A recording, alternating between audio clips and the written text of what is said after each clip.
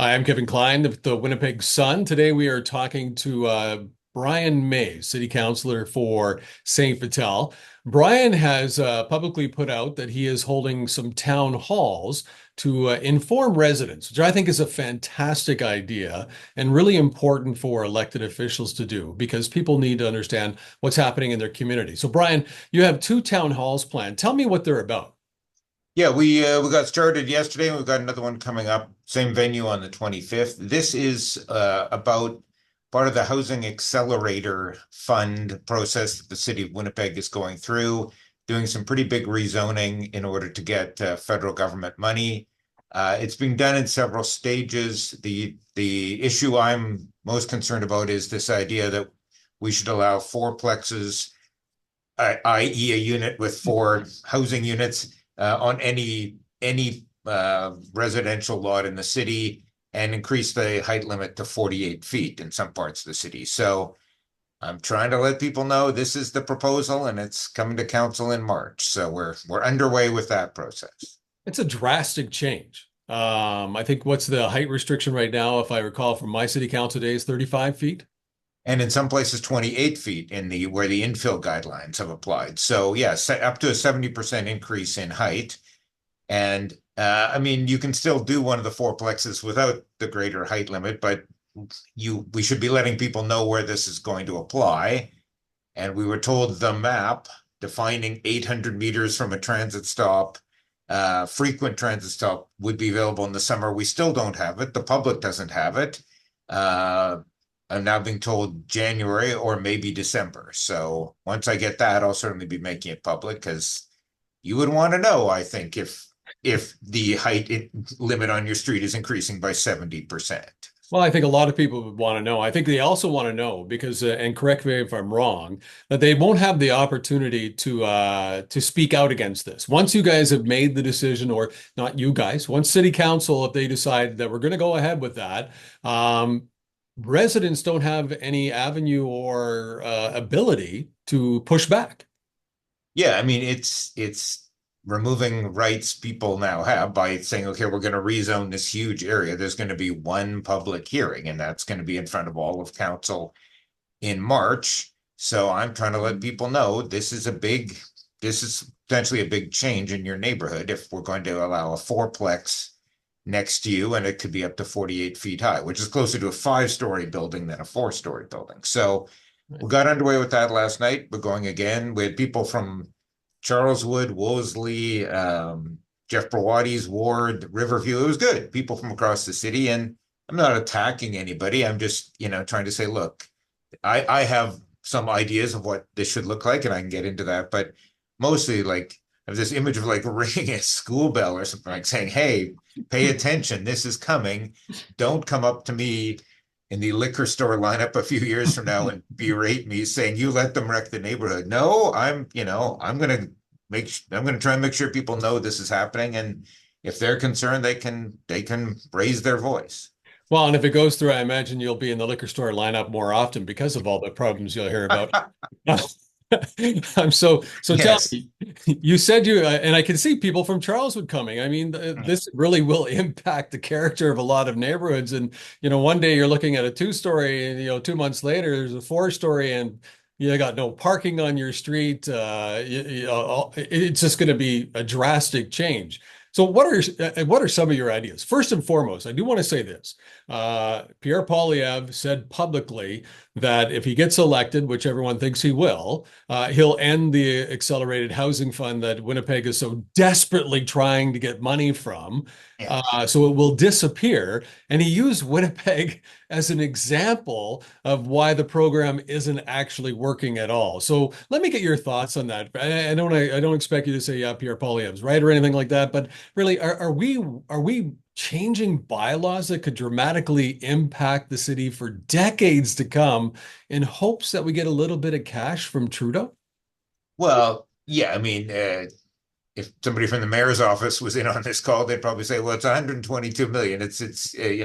But yeah, it'll cost a lot of money to upgrade the sewer system, for example, to accommodate new growth. So that was a good chunk of this debate last night was, well, wait a minute, if we're passing these permanent changes in March or April, and the government maybe is defeated on its April budget, and that it triggers an election, the money's never coming, quite probably. So, or quite possibly. So, like, why would you make these permanent changes in order to get money that may never come? So, I think some of my colleagues here, some of your former colleagues, have some sympathy for that, thinking, well, let's take our time on this. We don't need to rush it. I hope that's the view.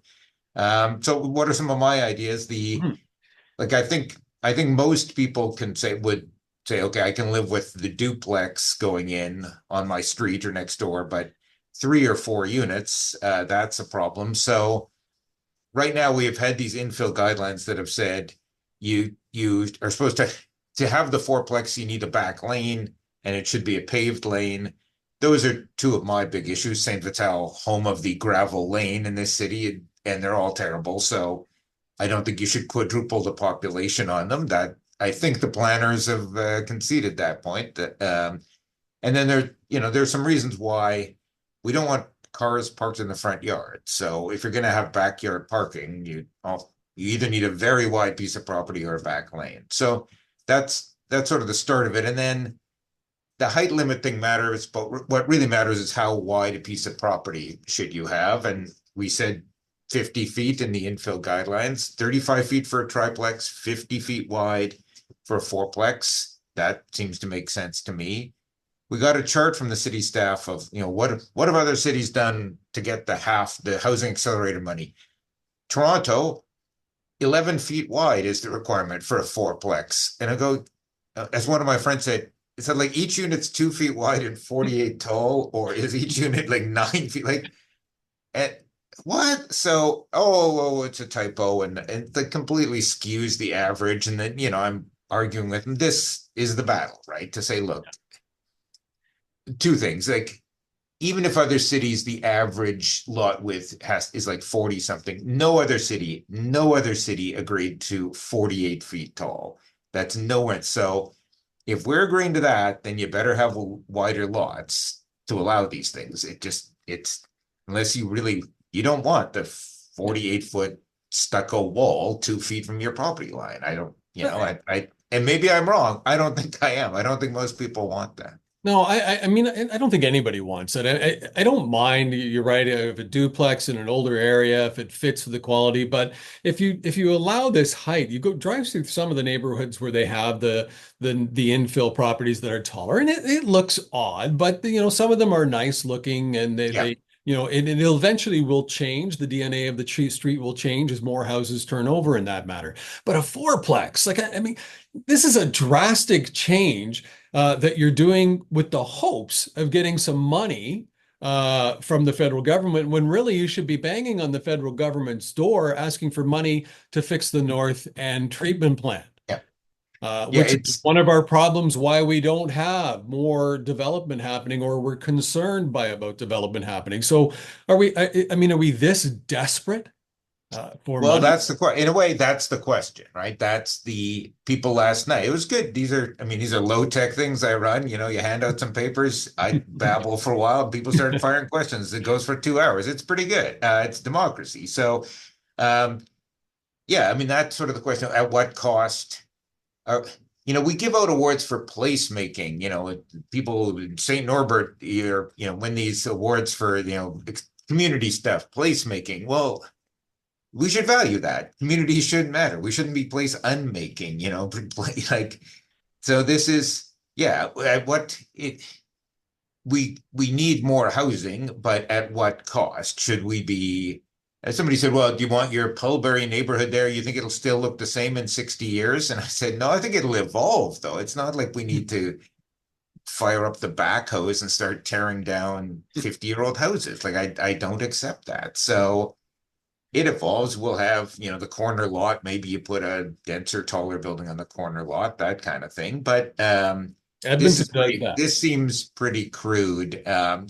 This isn't something the mayor ran on, unlike the let's densify on the corridors and the shopping malls. He ran on that. That's fair. But this is a federal, the way it's being presented is this is being imposed by the federal government. Okay, well, let's listen to the people in the city and, try and come up with something that's, at least my plan is consistent with the infill guidelines. It might not please everybody, but at least that's a good starting point, I think, to say, if we required 50 feet just a few years ago, why would we require less width now?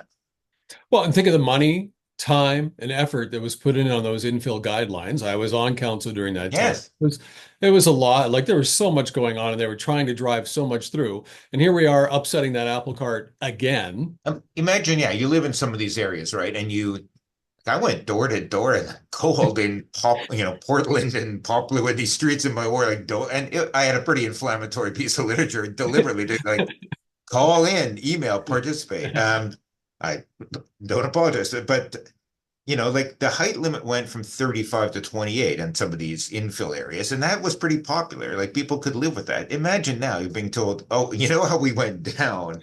Now we're going to 48. And is there sewer capacity? In some places, I'm sure there isn't. These sorts of issues creep in. So the staff have been okay on, I've said you shouldn't do this outside the primary dike, which in my ward is Kingston Crescent. Probably, I think that makes pretty good sense.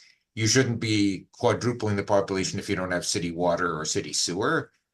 Not many, probably some parts of your old ward. In fact, I'm sure parts of your old ward would Charleswood be doesn't. There's a lot of them affected that by don't that. have. I think staff are good with that. So, that I feel like maybe we're inching towards something, but But yeah, I mean, it is frustrating when you're told 11 feet wide is all they need. And like, you're just like, come on, man, like give me some real numbers. but if you're inching forward to something, Councillor Mays, it tells me that they're shooting for the moon in order to get you to come down and at least accept something.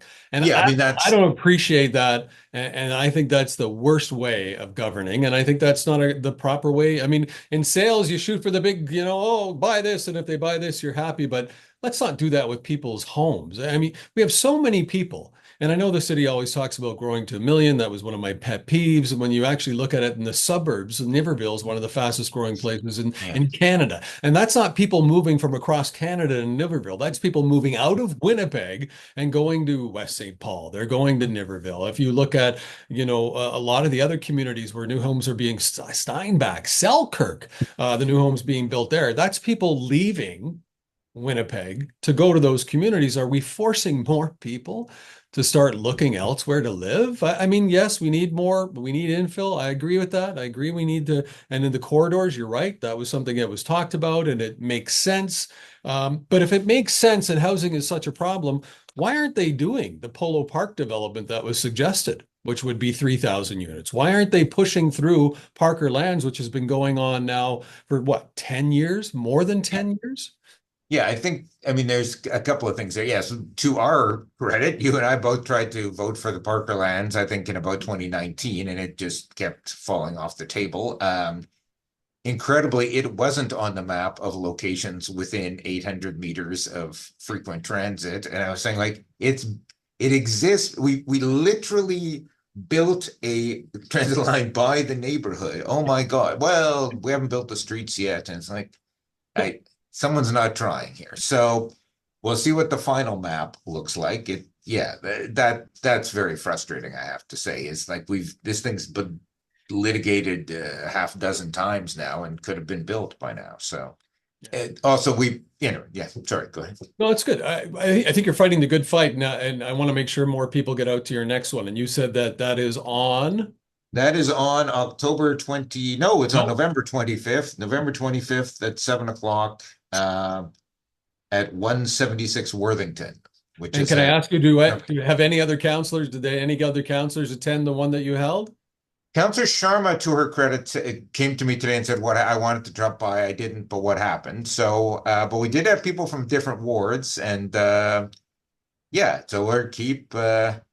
It's the Saint Vital version of the Taylor Swift Eras tour, where you just keep playing the same venue over and over again. So we're going to be saying third meeting at the same place, but Yeah. we're trying, try to let people know, hey, this is coming.